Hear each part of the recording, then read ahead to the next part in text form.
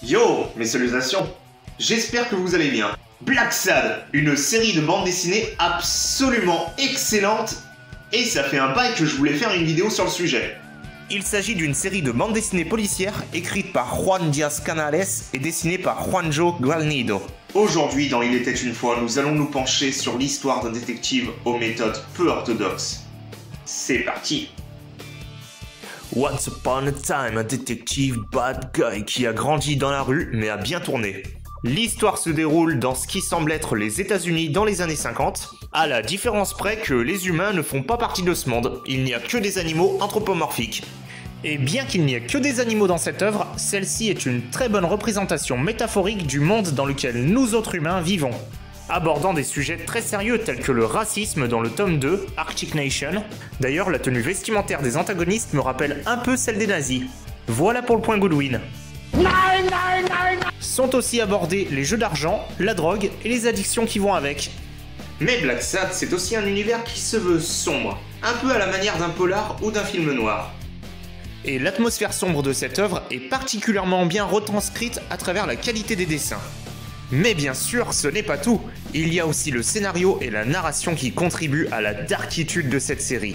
Autant par l'enjeu scénaristique de chaque volume que par la mort de plusieurs personnages, pour certains importants. Et oui, je viens d'inventer le terme darkitude, juste parce que j'avais envie. À travers cette série, nous suivons l'histoire de John Black Sad, détective privé, qui sera très vite rejoint par son pote, Weekly the Sidekick.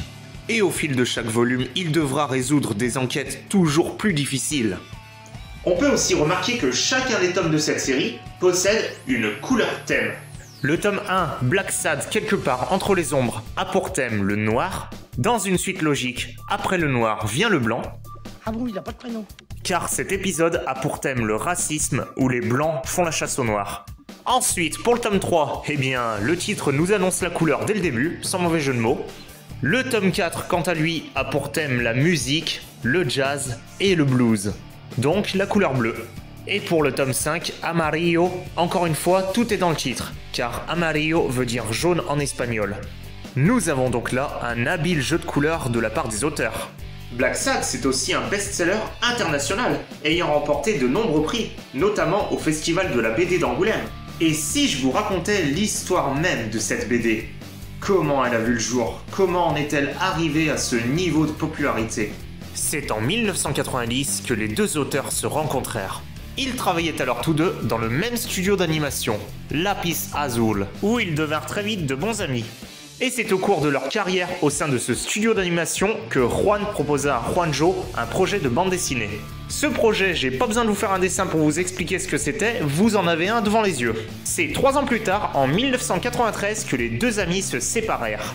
En effet, Juanjo alla s'installer à Paris pour travailler pour un studio d'animation très connu. Ah mais si, vous savez, ceux qui ont fait la souris habillée en short là. Oh, bonjour les amis. Oui, on a compris, c'est bon, on peut passer à autre chose. Là-bas, il a participé à la réalisation de plusieurs dessins animés.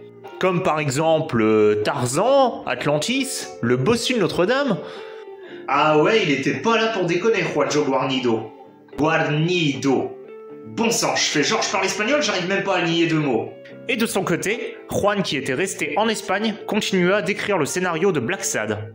Et en 1996, il a même monté sa propre société avec laquelle il a écrit le scénario de plusieurs autres BD, notamment la fameuse bande dessinée Corto Maltese.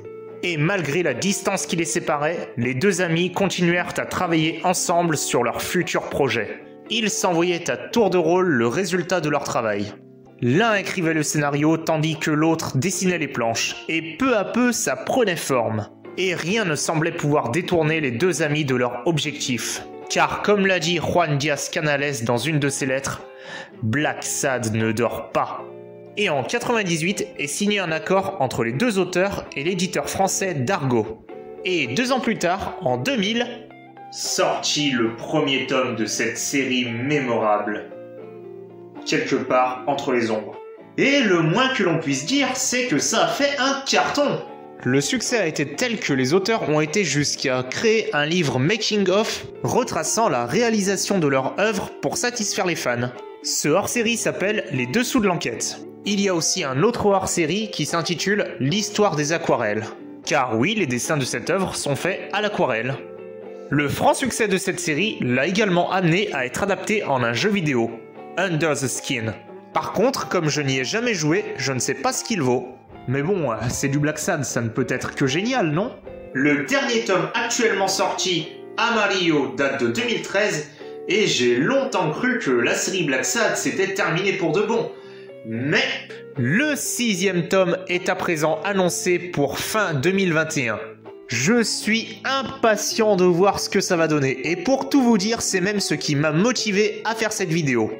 J'espère que celle-ci vous aura plu et vous aura donné envie de découvrir cette série si vous ne la connaissez pas. Si cette vidéo vous a plu, n'hésitez pas à liker ou à vous abonner si mon contenu vous plaît. Eh bien, je crois qu'il est à présent l'heure de prendre congé. Portez-vous bien, chers amis, et je vous dis hasta luego.